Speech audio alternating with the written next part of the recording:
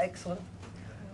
Welcome to the debate on Iraq here at the Frontline Club tonight, and a very big thank you to our participants here on the panel. To introduce them, on my left, this is His Excellency Dr. Salah Al-Shaikhly, the Iraqi ambassador in London. We have on the line Peter Galbraith, who I hope can hear us, and we should be able to hear him through the speakers. He is the Senior Diplomatic Fellow at the Centre for Arms Control and Non-Proliferation and the author of The End of Iraq, How American Incompetence Created a War Without End. And on my right, Ahmed Rikabi, who is the founder of Radio Dijla in Baghdad. Jacques Roland, here at the end. He is the head of European research at the London Metropolitan University's Global Policy Institute, who specialises in French politics, to give us a bit of a European flavour to the debate. And Professor Kathleen Burke, who is Professor of Modern and Contemporary History at UCL, and who specialises in American and British foreign policy. I will not do a terribly long preamble, but this debate comes following the Petraeus report on the surge in Iraq, whether or not that American policy worked. We also... Sorry, this is the phone. It's not as sophisticated as at the BBC. He concluded that the surge was working, that it should enable the US to return to its former troop levels by next summer. Tonight we will hear President Bush talking about the future, hoping to be able to keep those troop levels at least until the next summer.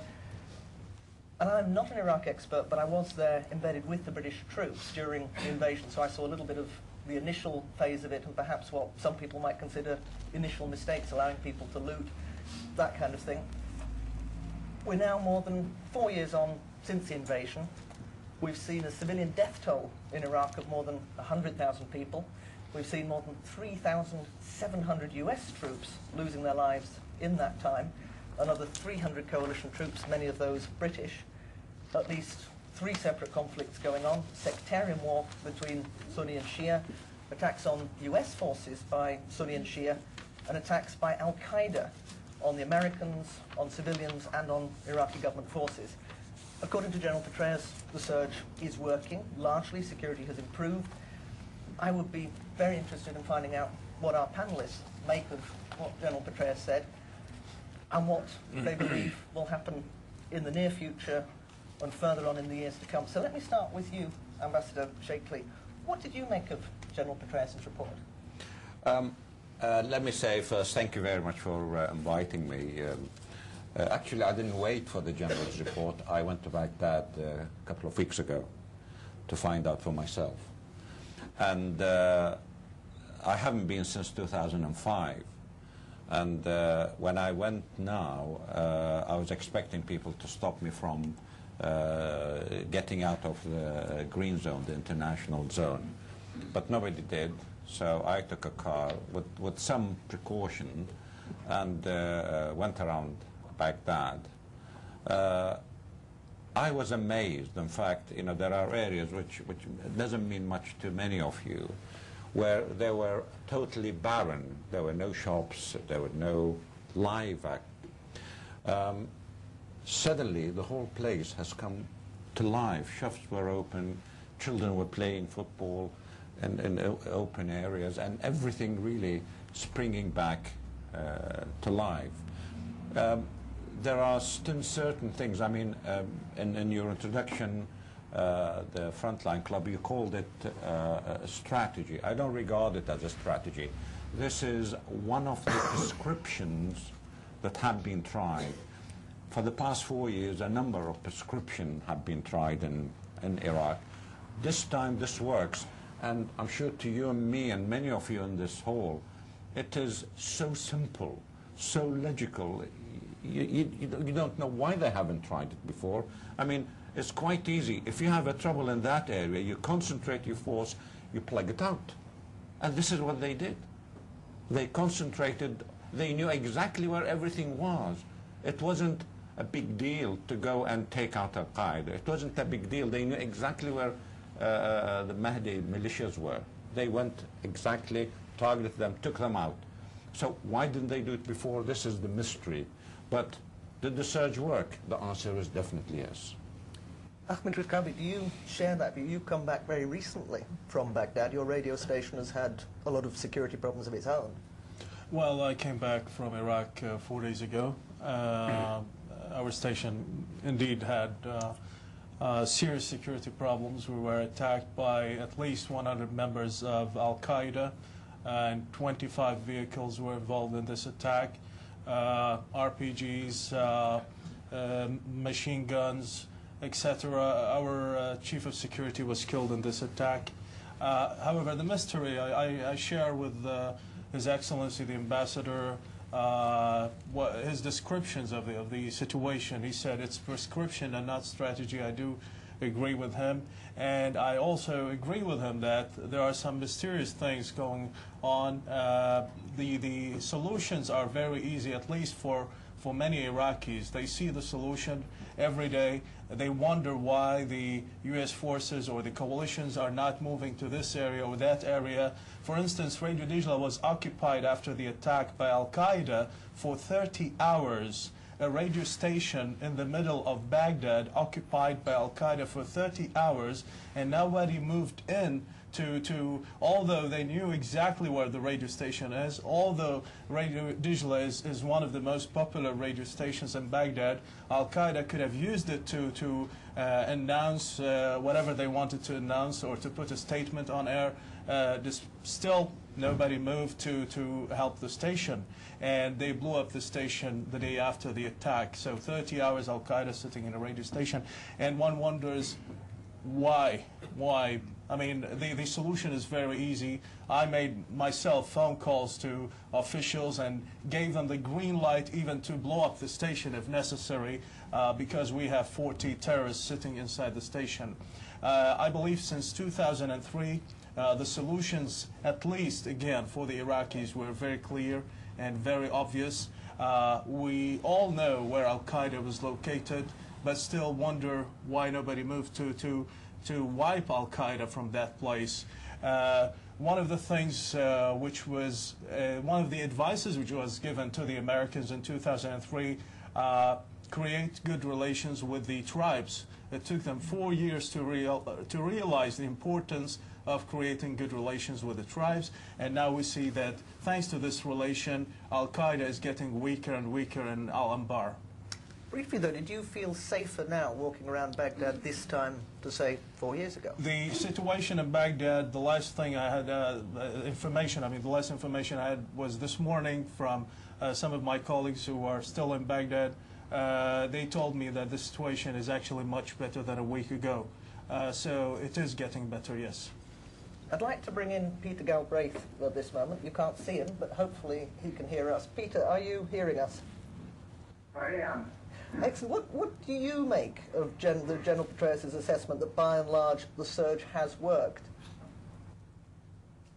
Well, first, I'm heartened to hear the comments of Ambassador Shaikhly and the direct report from Baghdad that the situation has improved. I listened carefully to what General Petraeus and Ryan Crocker said, and frankly, I think they glossed over many of the problems. They spoke, for example, of Iraqi security forces. Petraeus mentioned, oh yes, well, there's some trouble with a sectarian character, but otherwise it was the Iraqi security forces, the Iraqi security forces that, with no acknowledgement that these forces are highly sectarian. They're dominated by Shiite militias. The National Police, General Jones, about an independent commission. This is the former NATO commander, said the whole institution ought to be disbanded. None of that came through in the Petraeus testimony. And the reason this is important is very simple. The surge can work to the extent that you have a large number of troops in a specific area, walling things off, manning checkpoints, providing security. But what happens when they leave? In order for them to leave and for things to remain good, you have to have Iraqi security forces that can fill in behind. But that only works if those security forces are in fact neutral guarantors of public safety. And it's quite clear that they are not. They are either Shiite or Sunni, mostly Shiite, and that the persons who are of the community that is not the same as the security forces do not feel comfortable with those forces around. Peter, thank you. Let me go to Jacques Roland. What about the French perspective on this? Do you think France will now swing in behind the US? Are we seeing a different kind of... But there's two sides to it.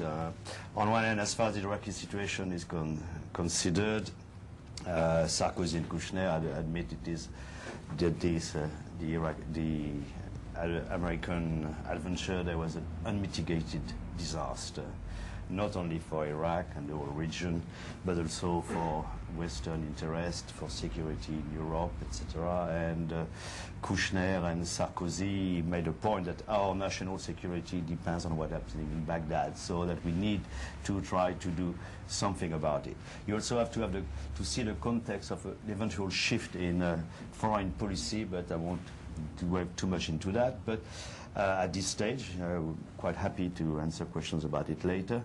At this stage, there's a feeling in France that America is looking for a way out, and that maybe France can play a little part, modest part, as Kouchner say, in trying to aim for national reconciliation.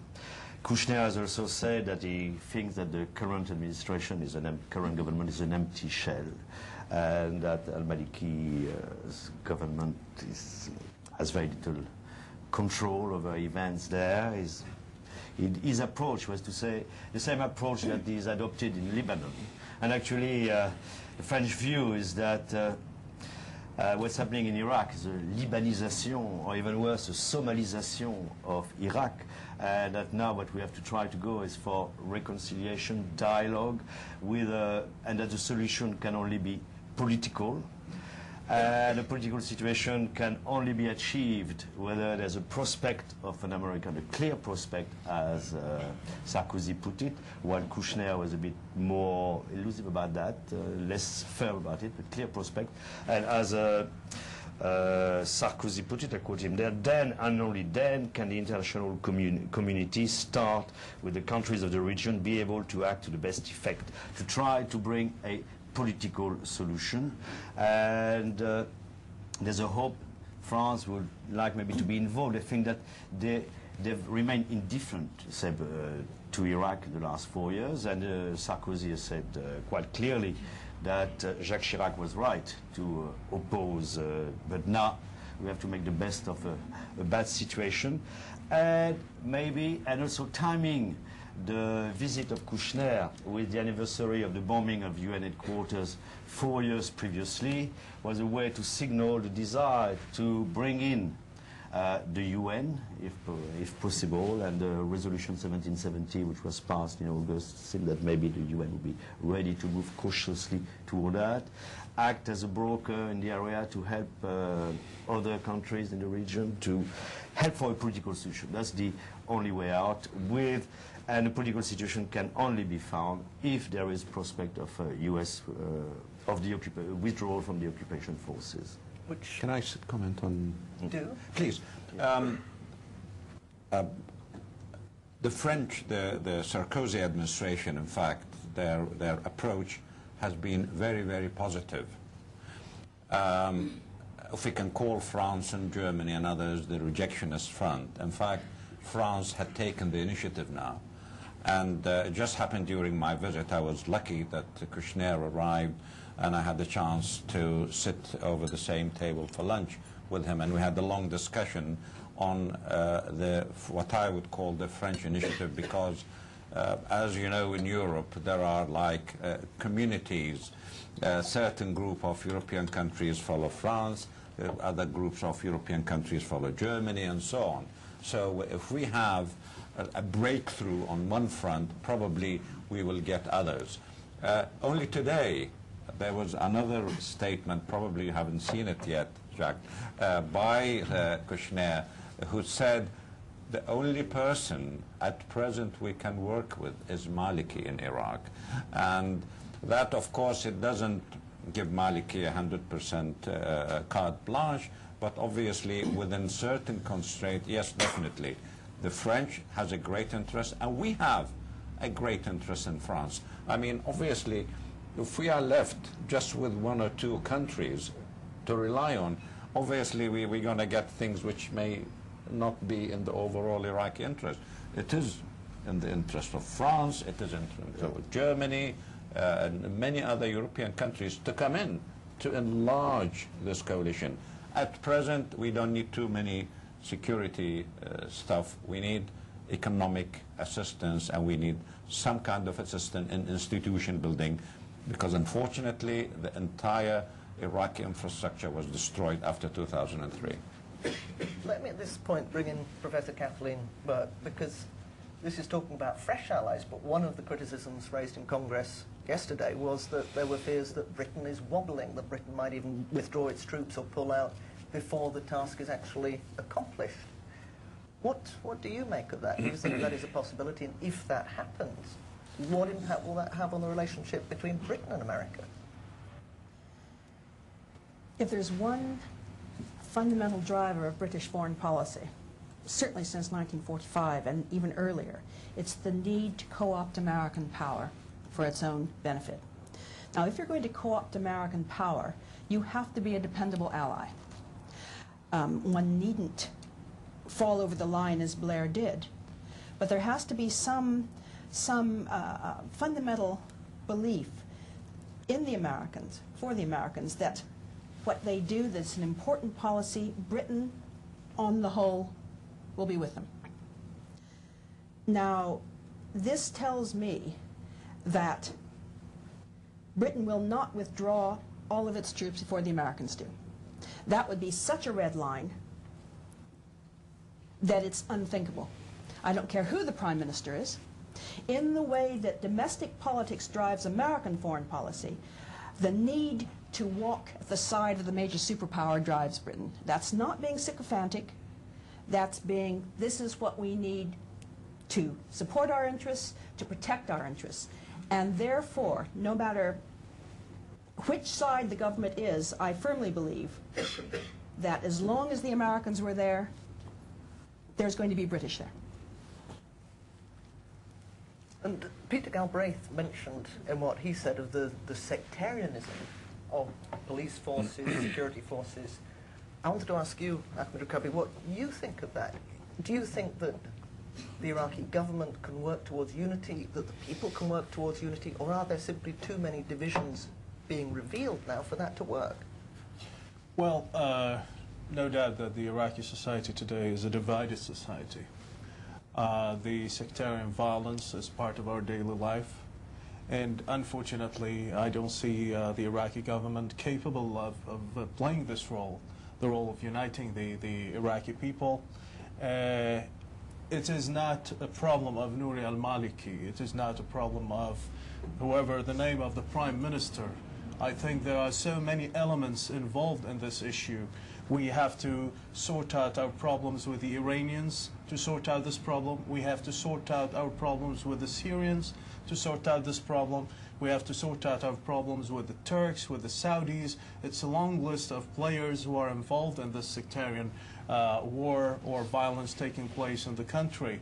Actually, I believe that most political groups on the ground, I'm not saying all of them, but most of them are playing on behalf of a neighboring country or another country. So until we get those countries united, we will get those political forces united. You know, now in Baghdad, the American forces are erecting these huge, what has become to be known as the sectarian walls, 4.5 meters, a couple of feet deep, to divide various communities. The last one, again, the areas wouldn't mean much to you, but it's like, you know, Chelsea and Kensington, just to bring it to mind. And, you know, like you putting a wall in Sloane Street. Now, this is what's happening now in Baghdad. And who's doing it? The Americans. Now, suddenly, yesterday, the people of Chelsea and the people of Kensington came out in force saying, for God's sake, bring this wall down. We don't know who told you we want this wall. We're not fighting with each other. The same with the Al-Dhamiyya people, the same everywhere else. You see, go back a little bit, and I'm sure if Peter is listening, he would have a long argument on that. 2003, we did have a dictator, but we did not have a divided country. We had a dictator, and every single person from the Iraqi community, I know because I was working as part of a huge political apparatus, Iraqi political apparatus, myself together with the Islamic Revolutionary Council, with the Dawah Party, with others, with Alawi Group and others, we were working together as a unity to bring down this one man. But we never, ever during this process thought that we are going to end up fighting amongst each other.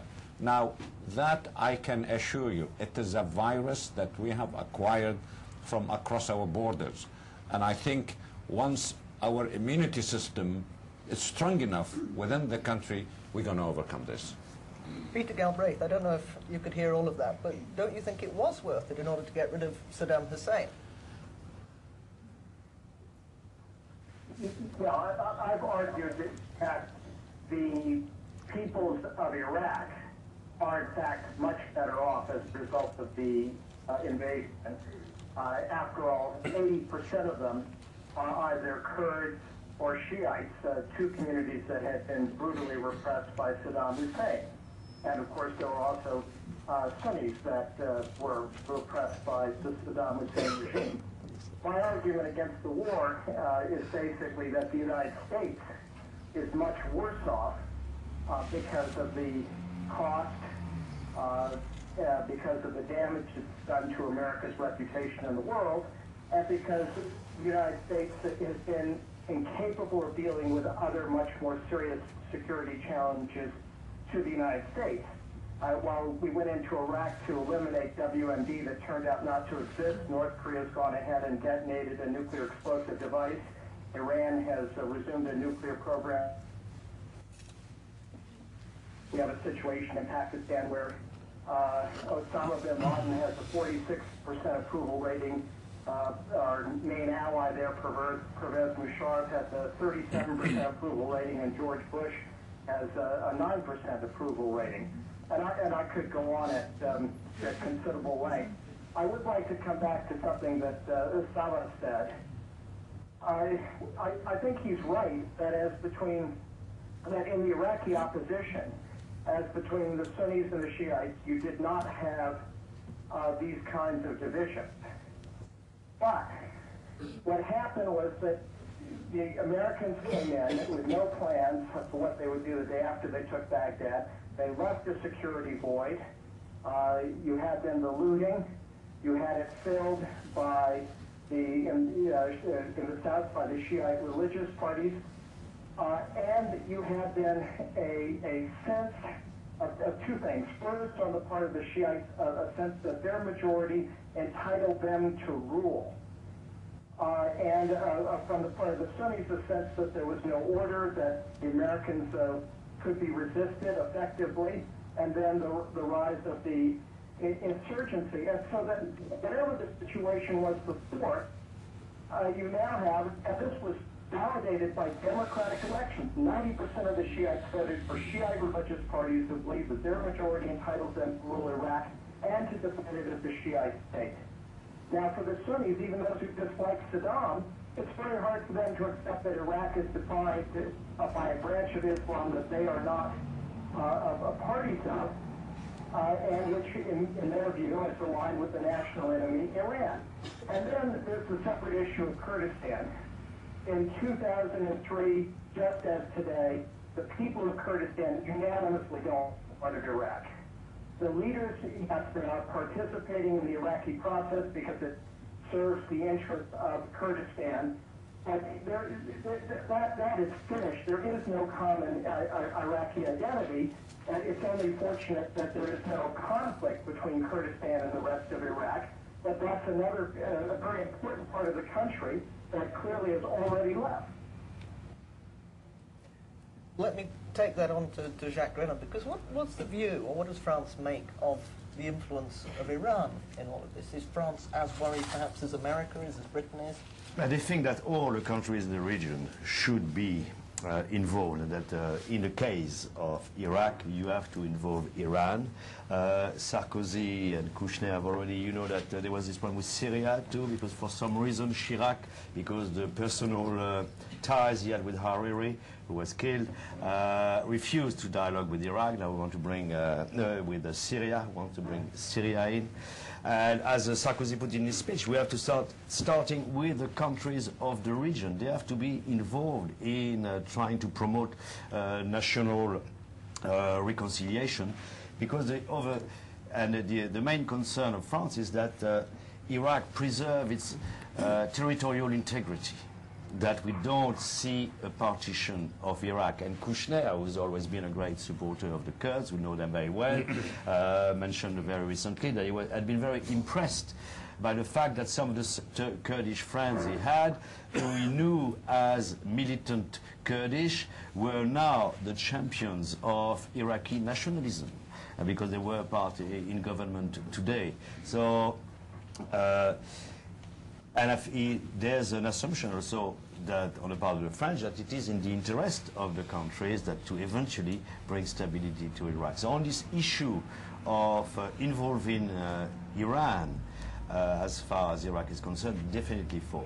At the same time, we've seen Sarkozy ratcheting up the rhetoric over Iran and the nuclear bomb, where he said quite clearly that the nuclear bomb development in Iran is totally unacceptable. There are a few reasons for that. Even people say Pakistan has it, India has it. Say, no, because they were signatories of the nuclear proliferation treaty, and if we allow the bomb, Iran to have the bomb, it will be the start of something terrible, and it will be terrible for the 21st century, etc. So, ratcheting up the rhetoric on that, but ready to dialogue. They think that there is a lot of Iranians who are ready to have a constructive dialogue over Iraq and the stability of Iraq. Kathleen, let me bring you in again. Do you think that America has inadvertently strengthened Iran way beyond what anyone could have anticipated 4 years ago?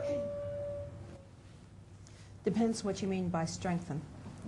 If you mean that it has support of its own population, I'm not an Iranian specialist, but human nature would mean that they come together against an external threat.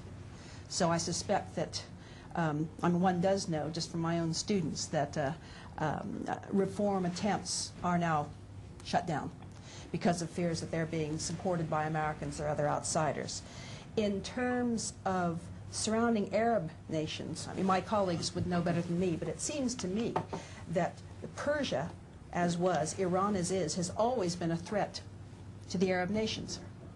The drive to the Persian Gulf, and so forth. And so I would be very surprised, but again, I'd like to hear comments of colleagues. I would be very surprised if the Persians and the Arabs worked together against the Americans. Now, this means, will the United States do something appalling and unthinkable? I would be very surprised. The real problem about whether the United States is an empire or not is that people don't like to stay out there and fight. They like to come home. And therefore, it is very difficult to have a sustained invasion, a sustained, especially sustained not invasion, but just sort of special forces and so forth. Because the problem is that unlike the British Army, which is professional, the American Army is voluntary. So people are being pulled out of being soda jerks or gas station aid and so forth. Thank you. To go to Iraq. They didn't expect to. They expected to have a good job in the Army, where, you know, down in Arkansas, there's possibly not a lot else. They expected to be able to have a good job. They'd work on the base, and so forth and so on. And all of a sudden, whoop, they're being taken over to a place that's got 110-degree temperature in summer. So therefore, the support of the Americans for invading Iran, I should have thought was about minus 39. In fact, I cannot imagine it. And the problem of a democracy, and there's no doubt, whatever one thinks about the United States, it is a democracy, is that if the people don't want it, sooner rather than later, it's going to be stopped. So therefore, I think that Iran is not in any danger of a military invasion or of a strike force, unless Bush is so off the wall that he thinks he has nothing to lose and he might as well knock Persia off the map. But I would be very surprised. Let me put that to you. Yes. Let me say one or two things.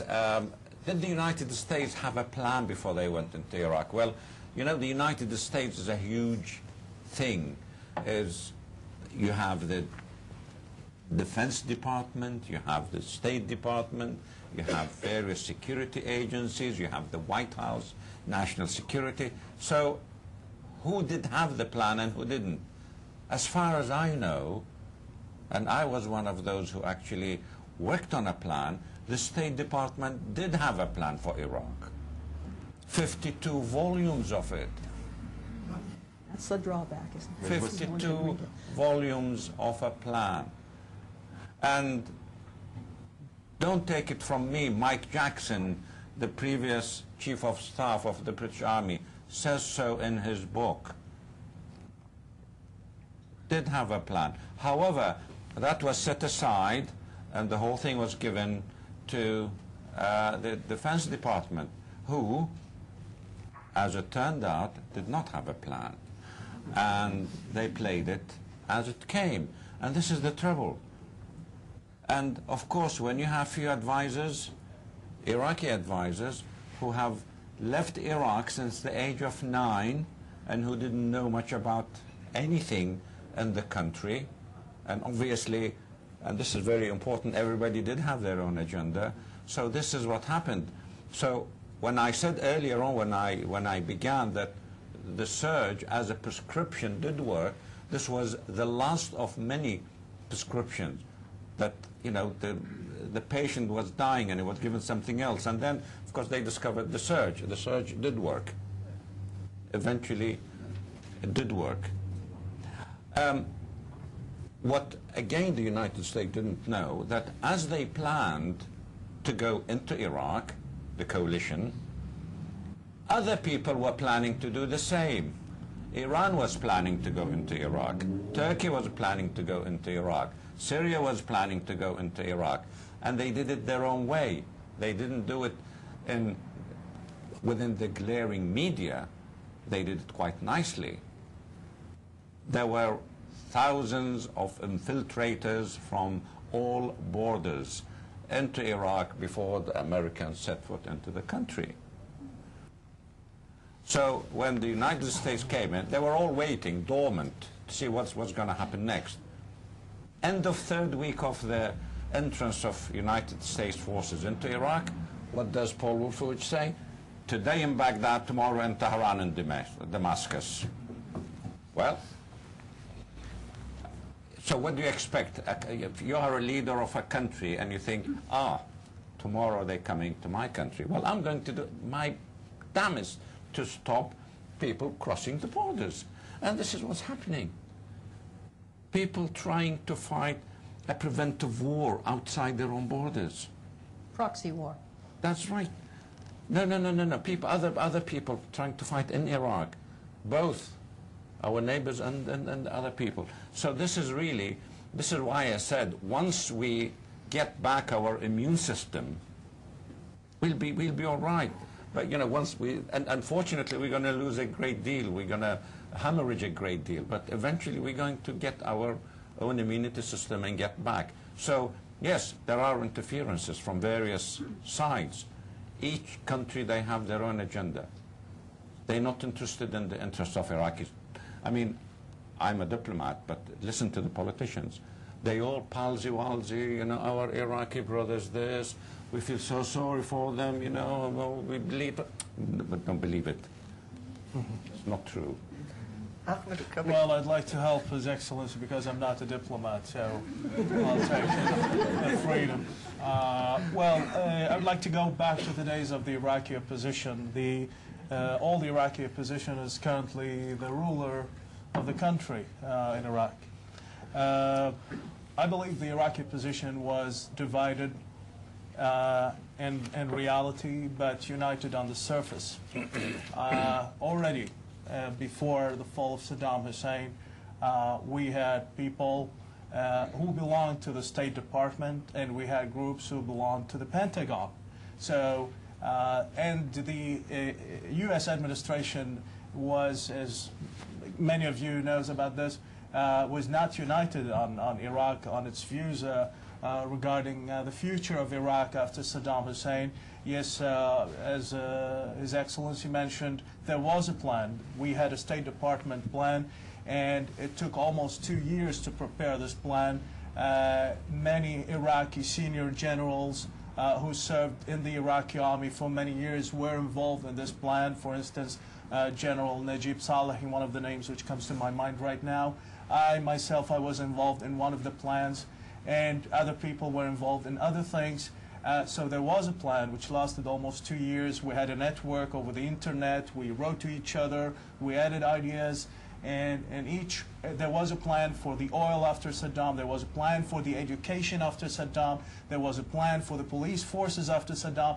Even the idea of dissolving the Iraqi army did not exist in that plan. The plan was to keep the Iraqi army and to dissolve the special forces, the Republican Guards, those forces who worked immediately under Saddam Hussein.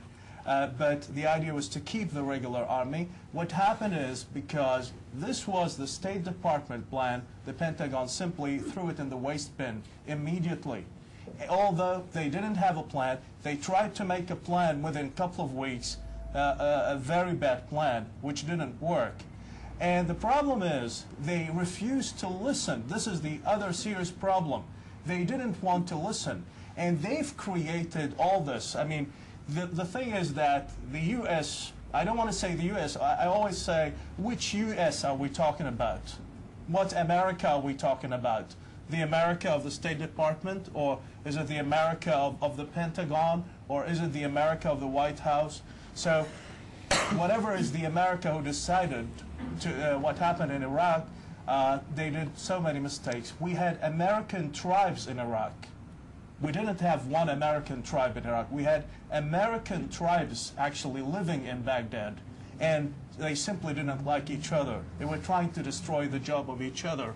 And we paid for that. As Iraqis, we paid for that. And we were divided. Some of us who worked with the Americans, they were either State Department or Pentagon. The others were either Iranians or Syrians or Libyans or Saudis or Turkish or whatever. So we were divided already. And what happened is that the United States brought all those divided people and tried to make a government out of them. But they hated each other already from day one. And can you imagine making a new country a brighter future with such group? It's so difficult, in my opinion, to make a brighter future. And now the Iraqi people, the Shiites, I myself of Shiite origin, and I know many Shiites who voted for the United Iraqi Alliance, not because they support the United Iraqi Alliance. Quite many Shiites are actually liberals. And they are looking for a liberal list. There is no presence for liberals in Iraq today. This is what happened after thanks to all those wrong policies. The liberals are almost dying in Iraq, although most Iraqis are liberals. The Iranians are stronger, the Syrians are stronger, the Saudis are stronger, the Turks are stronger. Everybody is stronger, apart from the United States.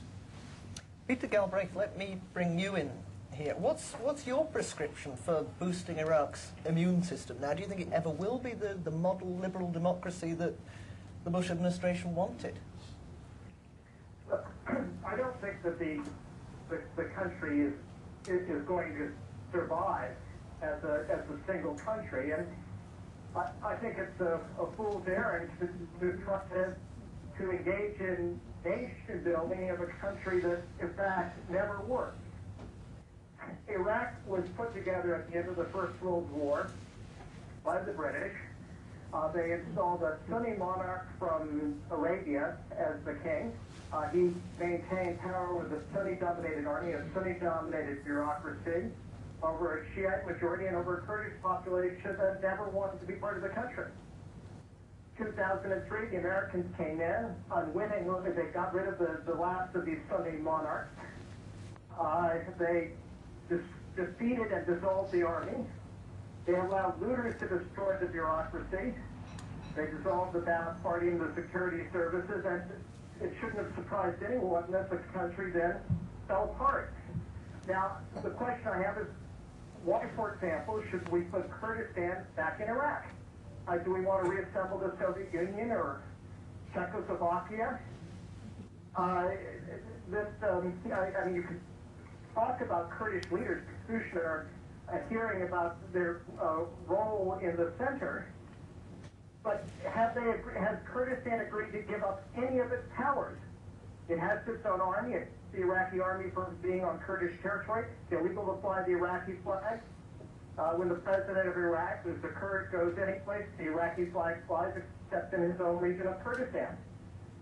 I don't think, unless you wish to have another dictator and force people to be part of a country they don't want to be part of, you have to accept that this reflects the will of the people and allow events to take their course.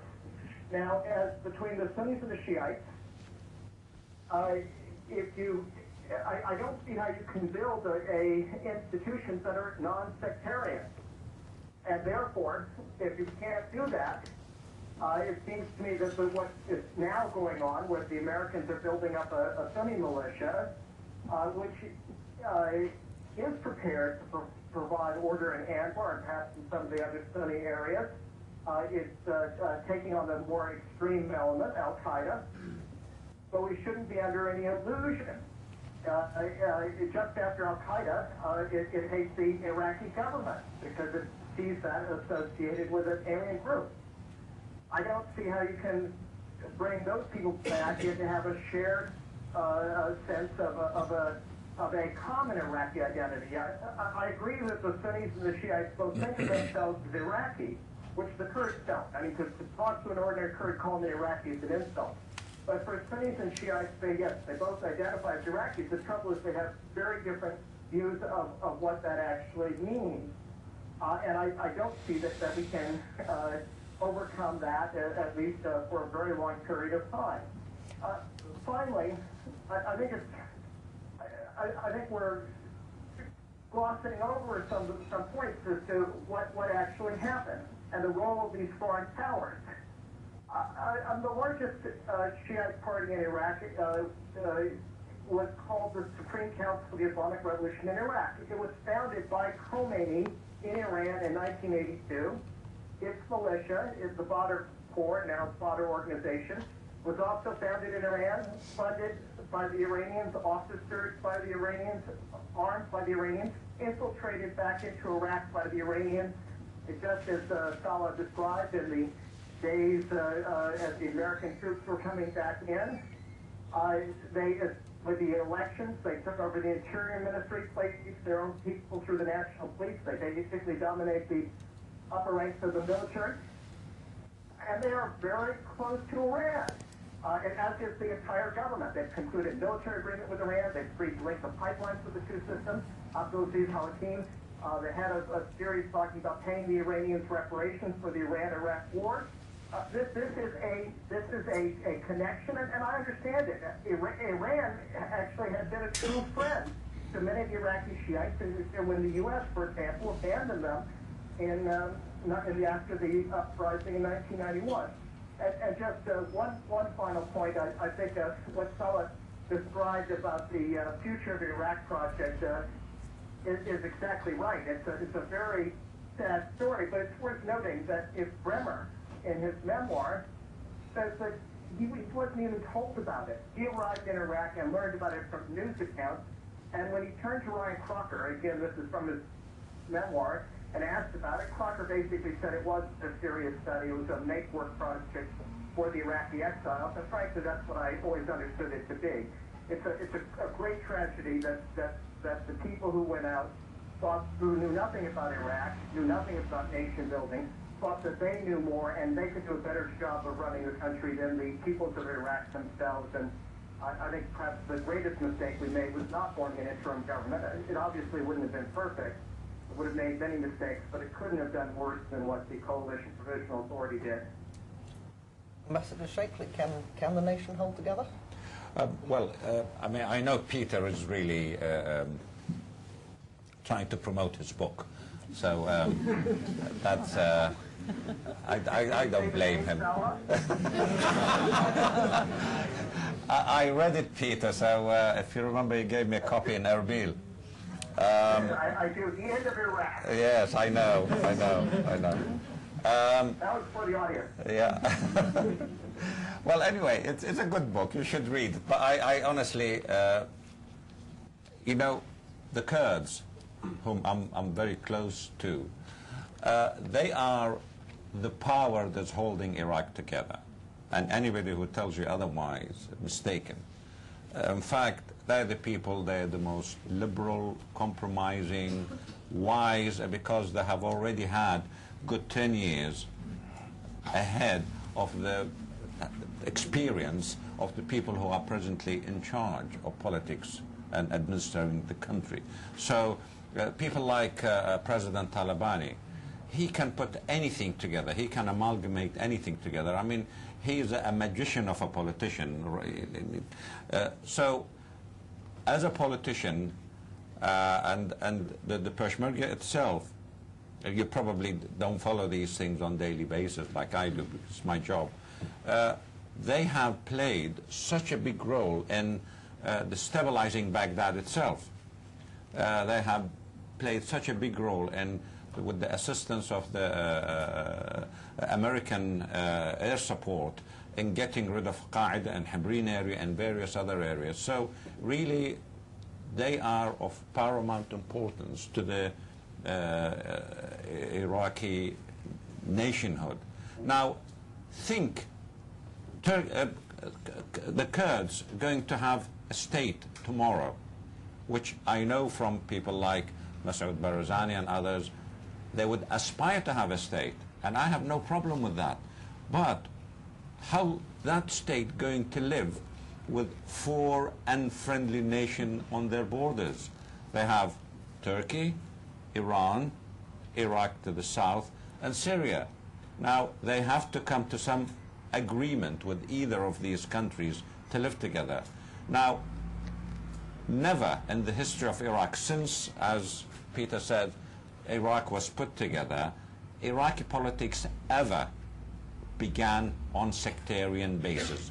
From day one, we started our political parties and political work on ideological basis. We used to have the Communist Party, the Independence Party. We never had a Shia Sunni party.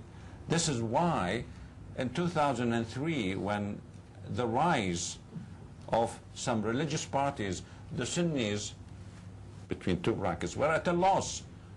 They looked around. I mean, they really never thought of having a party to represent the Sunnis because they were involved within other parties. I'm sure many of you know by now that 65% of the Ba'ath Party membership were Shiites, not Sunnis. 38 of the 52 pack of cards were Shiite, not Sunnis. So really, this is part of the Iraqi society. 50% of Iraqi men and women are intermarried. How are you going to separate that? 50% of the Iraqi society. Hardly there is in any family there is sort of a Sunni thing. There's always somewhere your cousin, your nephew, your brother-in-law is a Shia or a Sunni. So really, we had never ever areas which is pure Shia or pure Sunni. Yeah, there were a majority, like we knew, for example, the Sadr city, because initially there were people who came down from Nasiriyah and Amara from the south. They were there prior to 1958 revolution, and after that General Qasim built a little city for them. So they brought their relatives. but there were Sunnis living amongst them. So the country, as far as I can feel and as far as I know from contacting ordinary Iraqi people, will hold. And I think the best test is the one we had in Ireland, the one we had in Lebanon, we had in many places, that eventually the people are going to force the government. And I know for sure that come next election in Iraq, people are not going to vote along sectarian lines because they have realized exactly what's going to happen to them if they did. They're going to vote along political party lines rather than, say, some will vote, obviously, others won't. And I think one of the influences that my good friend Peter had is his first job was as an ambassador in Croatia when the Balkanization took place and Yugoslavia was divided into many countries. And I think it's it's extremely wrong to superimpose the experience of Yugoslavia on Iraq. Kathleen, you had a question. Yes, I find this extremely interesting and indeed encouraging, because what we mostly find over here is on the television or on the radio or in the prints are people getting killed, the car bombs, the kidnappings in the night and so forth, and which doesn't seem to accord with the encouraging comments. What I'd really like to know is, if you're in Iraq and you're an Iraqi, what's your chance of being killed? What is the chance? Yes, I mean, do you see what I mean? If you're in Baghdad, or if you're in Kirkuk, or if you're in whatever, I mean, what is actually on the ground, your chances of safety, your chances of elimination? Well, in Baghdad is, I would say, at present is about 20%. In you have a 1 in 5 chance of being killed, in other words. Yeah, 20%. In provinces like Hilla, Kut, and upwards to the south is about 5% and less. In Suleymaniya, Duhok, Erbil, much less than 1 in 10,000, perhaps. I mean, apart from that, there are no terrorism at all in the northern provinces, in the Kurdish area in Kurdistan, except for those who actually slip the net, who come from Syria via Mosul, via Tel Afar area, and manage to enter into Kurdistan. And we have like 1 every 2 years, a car bomb. And that is targeted to a specific target, like Ministry of Interior, is not... in Anbar area now is more or less, I would say, is much less than 50-50. It has improved a great deal. In Diyala it has improved a great deal. It is really, but if you live within a certain area, I mean, people who live in Karada, they have a fantastic, either less than 1%. So it's now is so much better. I mean, it's really, there is hardly a car bomb, because the Americans knew exactly where they were manufacturing these car bombs, and they went and pulled them out. General Petraeus is saying they managed to get all the leaders. They didn't have a magic thing to sort of look at it and say, yeah, well, there's 1, 2, 3, 4. They knew exactly where they were. They just went and plugged them out one by one. So supplementary to that, then, just one little thing, please, and I'll be happy to be quiet. That must mean that the media are giving us an incorrect picture of what's happening. Now, if this is the case, do you think it's because it's worth more than a correspondent's job is worth to present the sort of information that would be seen as cuddling up to Bush? Why do you think, then, what we're finding out here is a much blacker picture than you're presenting? Yeah. No, I tell you how it works.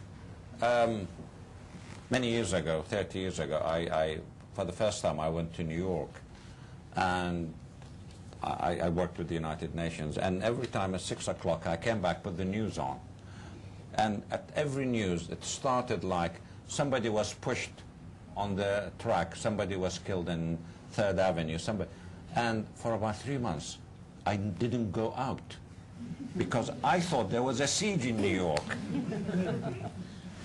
And then I spoke to some of my friends. I said, look, yes, it does happen, but it's not going to happen to you because you're not using the tube. You're not using the, the underground. You're not doing this. You're not doing that. And I began gradually to go out, and I survived for 12 years. So this is how it is. And I tell you, when I now went to Baghdad, first 2 days I couldn't sleep, not because there was anything going on, but I still had images of the television, of Western media. So, when am I going to be killed? When are people going to, punch the door and come and kill me? It didn't happen. So the third day I went out, the fourth day, and I began to relax at the end of the 10 days. Would you agree with that? Well, Or is it your fault? yeah, I would agree partly. He's a good target, you see. I would like to say that one thing which the media probably here in the West one picture which was not conveyed or exposed enough, I believe, what happened, the celebrations we had after the Iraqi national football team got the Asian Cup. Everybody was celebrating. That day I was in Suleimania in Kurdistan. And in Kurdistan, you hardly see an Iraqi flag, I mean those 3 stars. But suddenly, minutes after the end of the match, I saw hundreds of Iraqi flags in the streets of Suleimania. And I was asking a question, where these all flags came from? Where people were hiding them. I mean, somebody was hiding those flags somewhere. And those demonstrations or celebrations came spontaneously.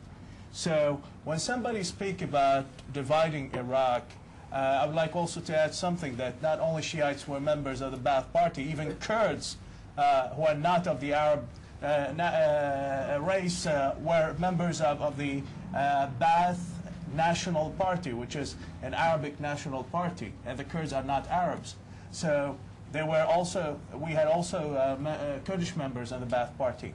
The history of the Ba'ath Party is not necessarily a Shiite Sunni Kurdish thing. The founder of the Ba'ath Party, Michel Aflaq, was a Christian, and then we had people of all religions involved in that party. Anyway, is Iraq a project for division in the future? I find it difficult. I find it very difficult because, as His Excellency mentioned, the high rate of marriage between Sunnis and Shiites, practically, even if the Kurds are dreaming about their own state, again, it's very difficult to have this state for practical reasons. And also I agree that the Kurds are playing the role of balancing in the country. What happened in 2005, if I remember very well, we had a huge incident. About 1,000 people died on one of Baghdad's bridges, Al-Imma Bridge. Sunnis died while rescuing Shiites, and Shiites died while rescuing Sunnis. So if we go to the grassroots, if our cameras go to the street, only to the street, if we only interview normal people, I'm sure we will have a different picture of Iraq. If we only interview politicians, we will have the most black, horrible image of Iraq. If we only interview the leaders who have agendas, who really don't care about the Sunnis. So many Sunnis wonder who that person is and where did he come from. And simply they were forced to vote for that person because they didn't find a better alternative, or actually there was no other alternative. I'm sure that most Sunnis are not Islamists and they don't support the present Sunni groups who are currently in government or ruling the country along with the other Shiite groups. The problem which is facing most Sunnis is the same problem which is facing most Shiites. There is no true groups representing them. There is no true groups representing the grassroots. So the cameras in the street would tell us a different story from the cameras inside the Republican Palace or inside the Parliament House. We will go shortly to questions from the floor, but before we do, let me just ask everyone on the panel for a very brief upsum of where you think Iraq will be in 6 months' time, a year's time, 5 years' time, starting with you, Jacques Ferland. Not being a specialist on Iraq, it would be difficult, but I must admit, I was very pleased to hear what you say about the desire to keep the national integrity of the territorial integrity of Iraq. That's the feeling it is. That's the, I've always known it as to be the French position. Also, I'm led to believe that even in Kurdistan, the oil, which hasn't been mentioned at all, the oil regions around Kirkuk is not necessarily in areas which are sometimes where you have the Sunnis or maybe Shiites and so on. So Kurdistan in itself, that is the oil-producing part of Kurdistan, which would be crucial to the survival of Kurdistan, is not actually controlled in area controlled by Kurds. Am I right? And, I think, anyway, I'll say something on that. But actually hearing that there is at the grassroots a desire, a strong Iraqi nationalism, leads me to think that this political situation will be found, a political solution, and it will depend upon a withdrawal of the occupying forces once the country has stabilized a little bit. So yes, a glimmer of hope in this terrible mess. Peter Galbraith, do you share the glimmer of hope there? Yeah. I think in 6 months, Iraq will look very much like it does today. A country that has broken up with an independent Kurdistan in all but name in the north, just as it is now. There'll be no more authority transferred to the central government than now, and none has been transferred to the central government. And a civil war between Sunnis and Shiites. There will also be an effort within each of those communities, a battle between the more moderate parties, between Syria and Dawa on the one hand against the Mahdi army and the Shiite community, and in the Sunni community, the tribes and the Baptists on the one hand against Al-Qaeda. If you ask 10 years from now, I share the view that the independence of Kurdistan is not imminent, but I don't. When you have people who are always looking for their moment to be independent, someday they're going to find it, just as the Croatians did and the Slovenians did, or the Lithuanians, when who would have thought in the mid-'80s there'd ever be an independent Lithuania again? And you have there 98.5% of the people voted in a referendum for independence. With something like 90% participation in the referendum. These figures don't lie. And so I think that is something we face in the future.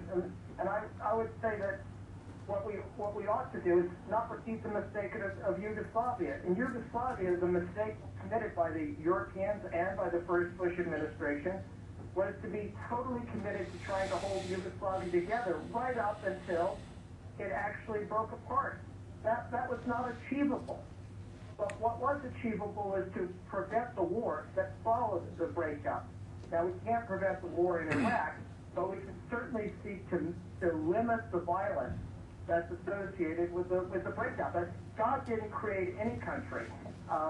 These are not divine institutions, they're human institutions. When they cease to serve human purposes, then a different arrangement can arise.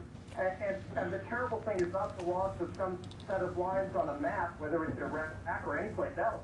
It is violence, and that's where it seems to be the focus on today. Kathleen Burke, briefly, do you share that pessimism, that gloom? He did make one interesting point, which was that the same peace conference that produced Yugoslavia produced Iraq. And they were both spatchcocked together with different areas, different peoples, and so in that sense they were both made states, as it were. Iraq before then was 3 vilayets in the Ottoman Empire. So to the extent that he says that there's not a God-given organic reason that there's either one's a state, he's quite true. Now, I have a more practical approach to this, which is that, as in Northern Ireland, when there's more employment, there's fewer young men on the streets with guns. So it does seem to me what's almost as crucial in controlling guns is actually getting people back to work, employing them, building roads, whatever.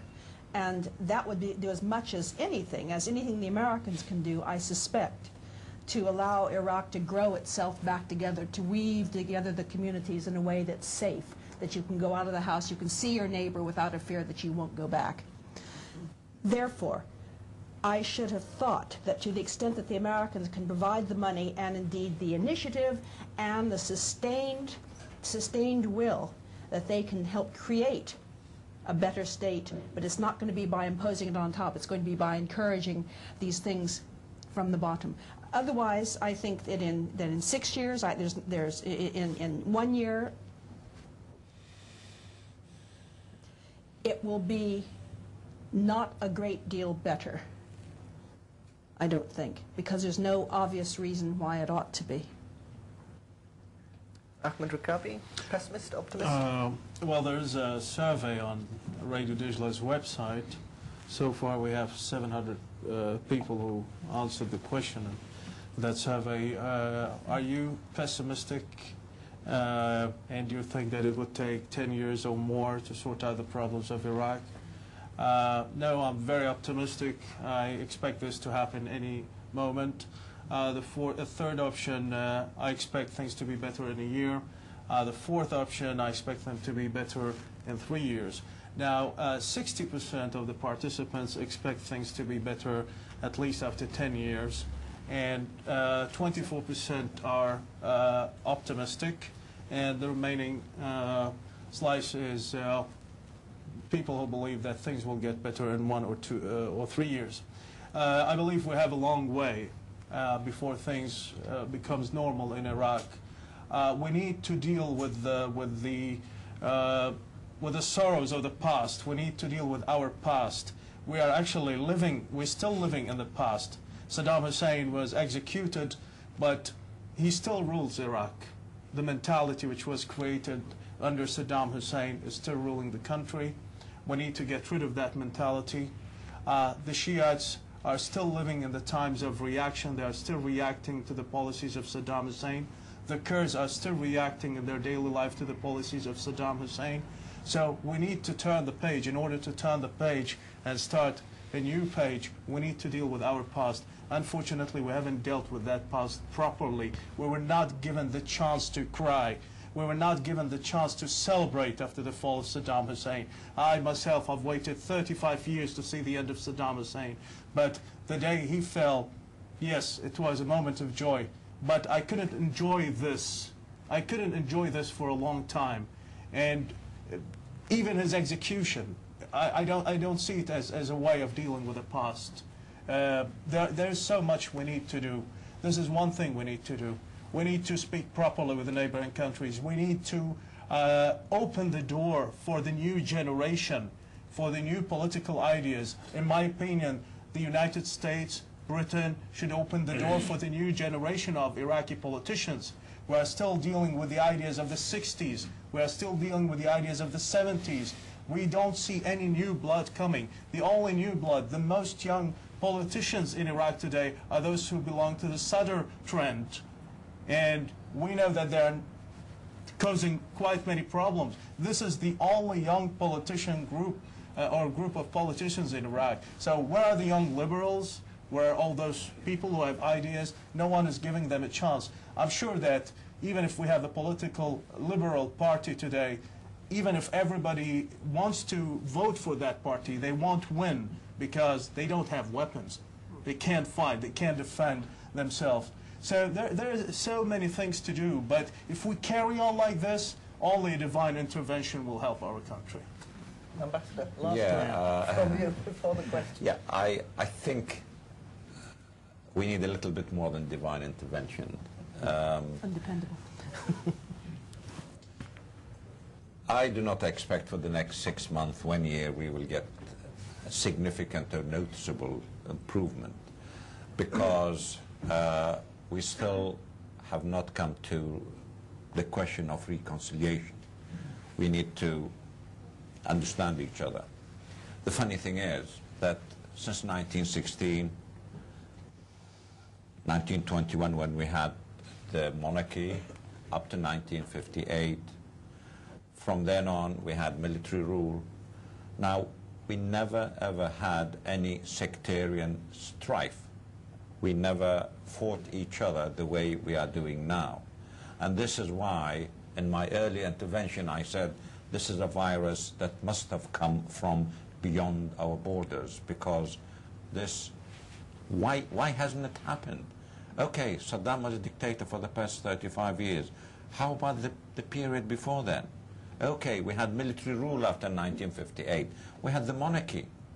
Now, those of you who know the history of Iraq, our demonstration, our politics was carried on ideological basis. It was the people of Iraq, Kurds, Arabs, and Shias, Sunnis, everybody was trying to get democracy. What little democracy we had, we managed to get people into parliament. So I honestly think this is something that's put on. This sectarian strife is not in the root, not in the grassroots of the Iraqi society, and we will be able to overcome it. Like Ahmed said, it is our politicians. We need wiser men than the people that we have.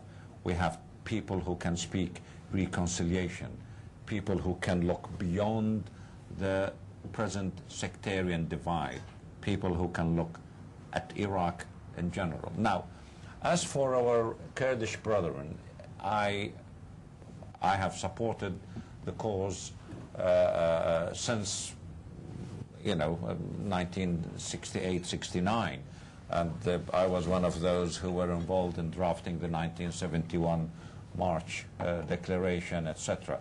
And as I said, I'm very, very close to the Kurdish leadership, and I have no problem.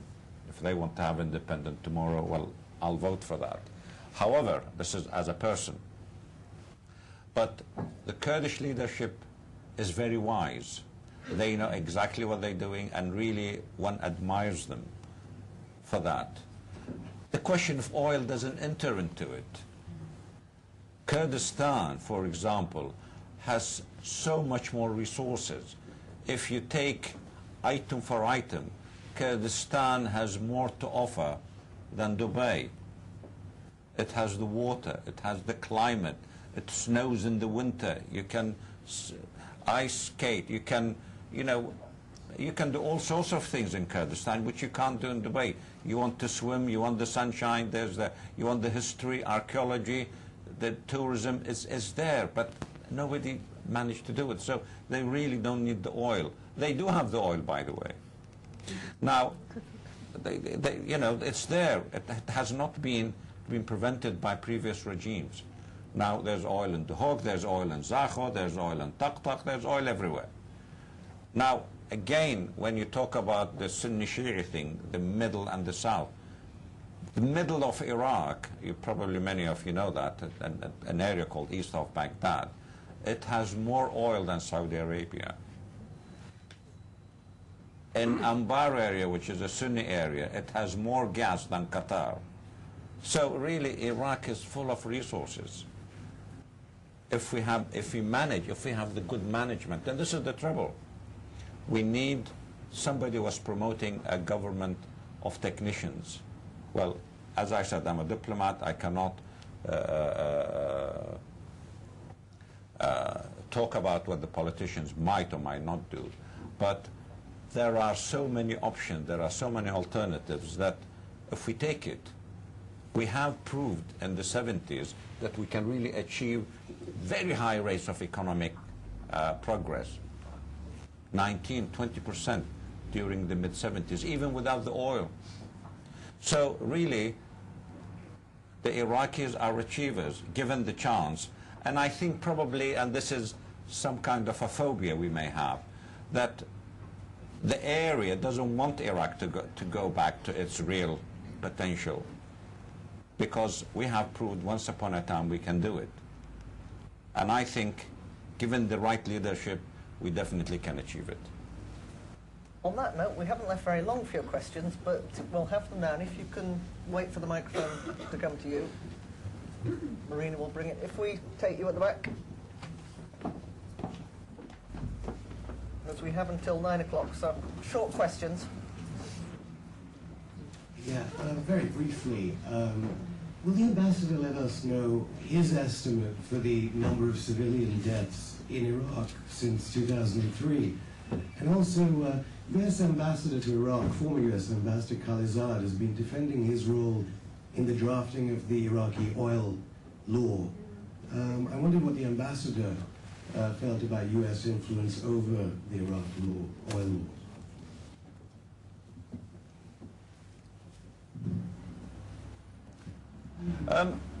Well, I mean, really, it's something. It's history, really.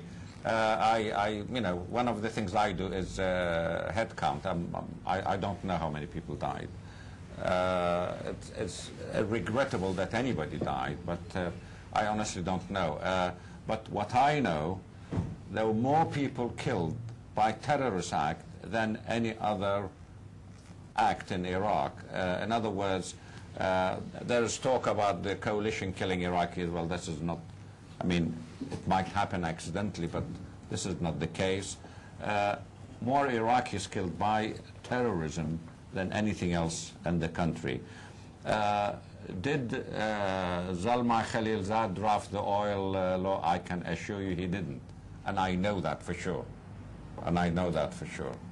The principle of the Iraqi oil was written long time ago by Iraqis. Take your question in the middle. You mentioned Al-Qaeda, which wasn't present there at the time of before the Americans went in. Now, I will draw your attention to the what was reported in July by New York Times based on the information disclosed by United States military, that the 45% of the suicide bombers from 2004 in Iraq were originating from Saudi Arabia, 15% from Jordan, 10% from North Africa.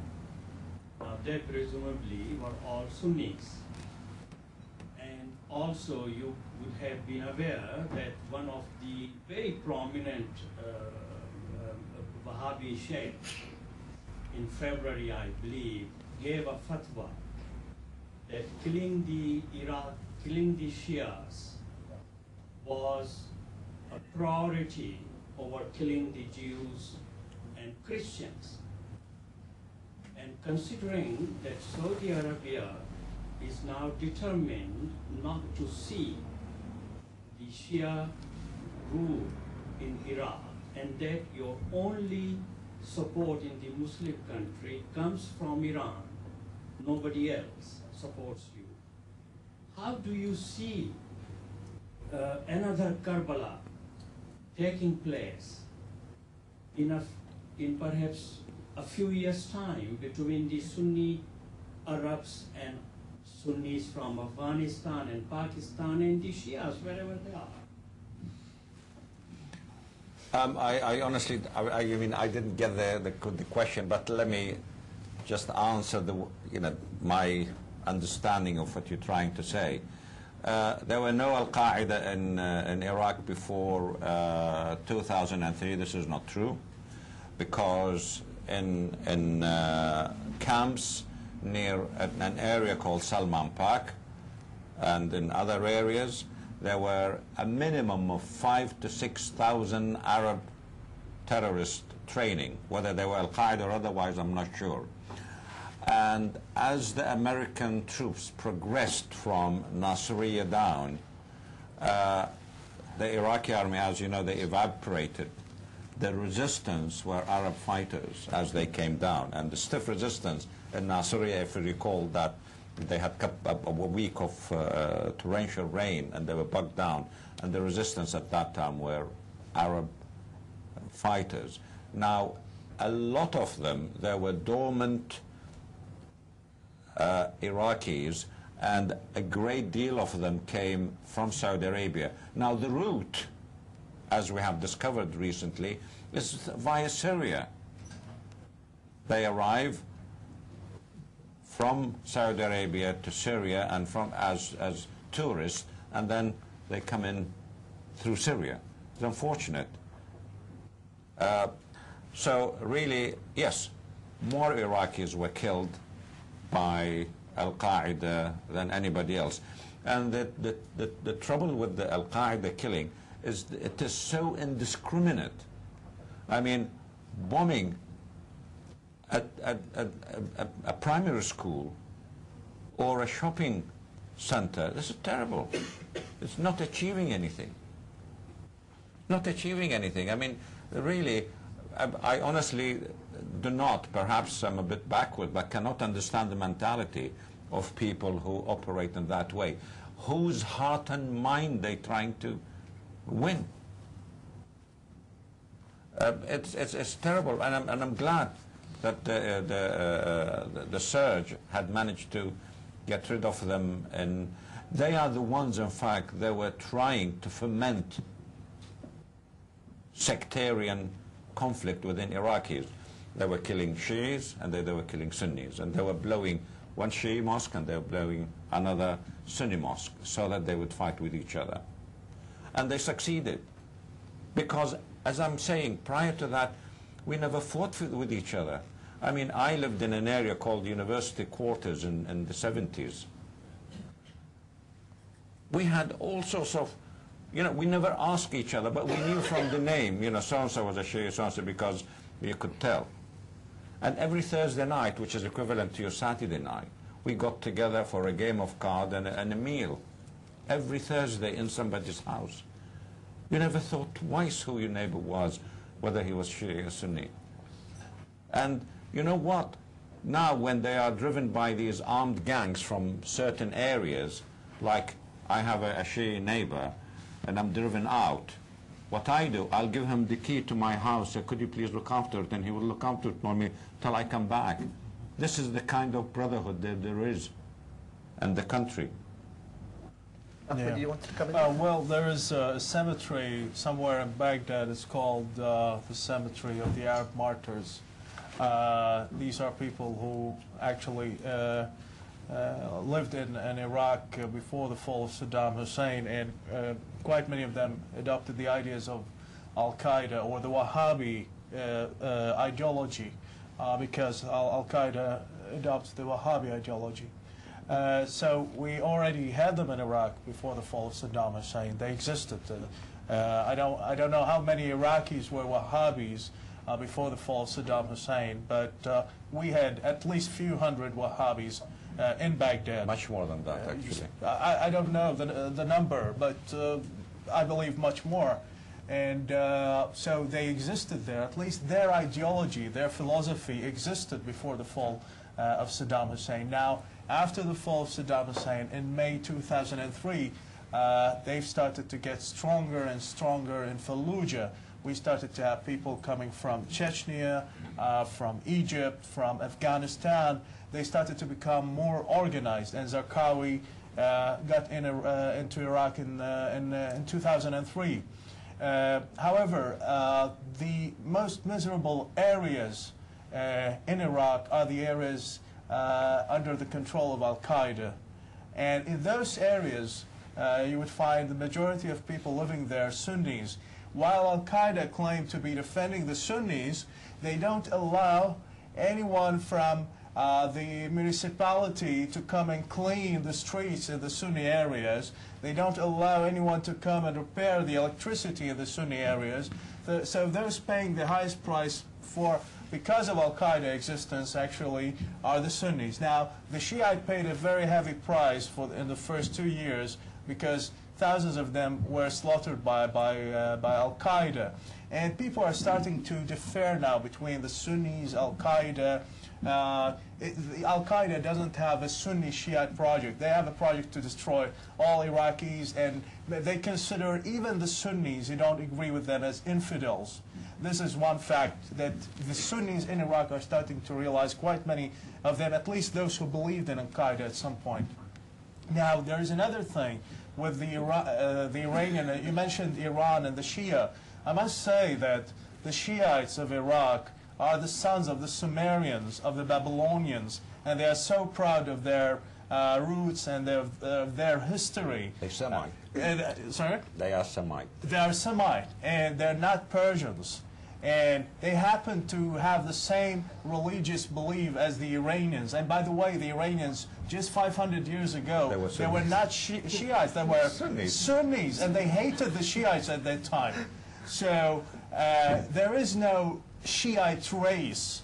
We don't have a Shiite race. We have people who happen to believe in the same thing. And for almost 13, 15 years under the rule of Saddam Hussein, we had about 500,000 Iraqi refugees who lived in Iran. Most of them were Shiites, and most of them were deprived from the right of working.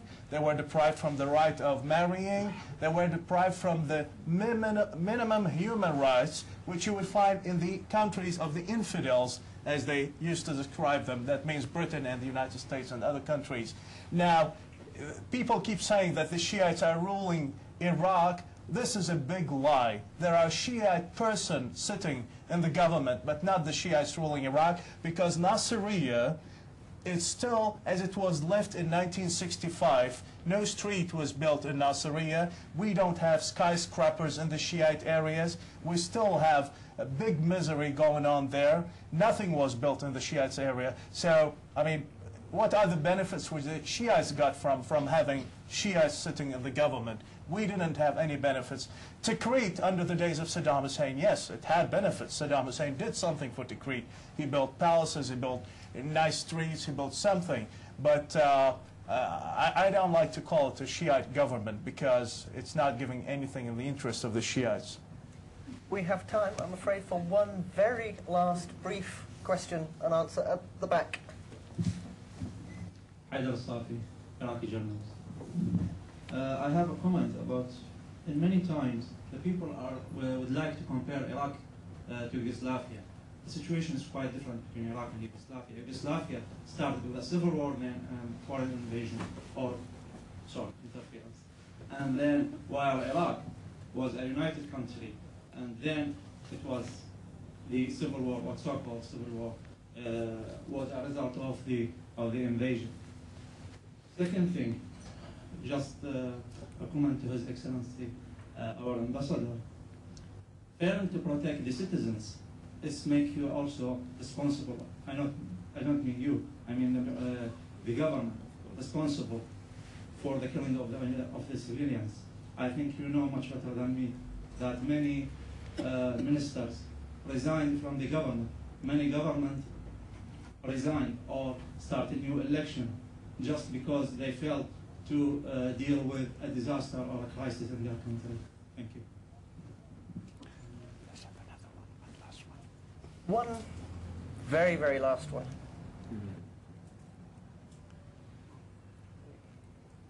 Over at the side, if you can get that far.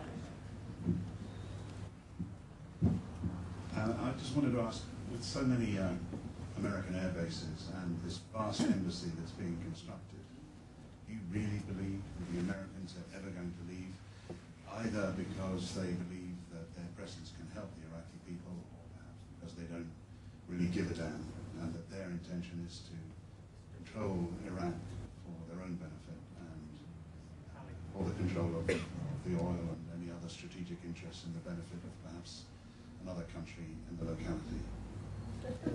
Who would you like to answer that one? I'll answer her.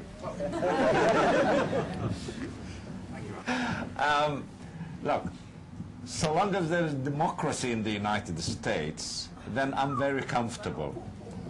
I tell you for why. I know. I tell you for why. Because every 4 years the president changes, and every other 2 years the Congress and the Senate changes. So every 6 years you have a complete shift. So one of these going to say, let's get completely out of this place, and I'm sure that's happening. I'm very happy for the Americans to build as many things as they like in Iraq, because eventually this is an infrastructure. We're going to use it. They can build as large an embassy as they like, because in places like Iraq, one president along the line, not probably this election, but not the following one, probably in another 10 years, 2017, some president, some parliament will say, the size of the American embassy is too large, we would like to reduce it. And you can only have 3 of the 12 blocks you built. So you really, I have no problem with the buildings. Buildings really don't matter. Air bases don't matter. You know, they're going to leave it, somebody else going to use it.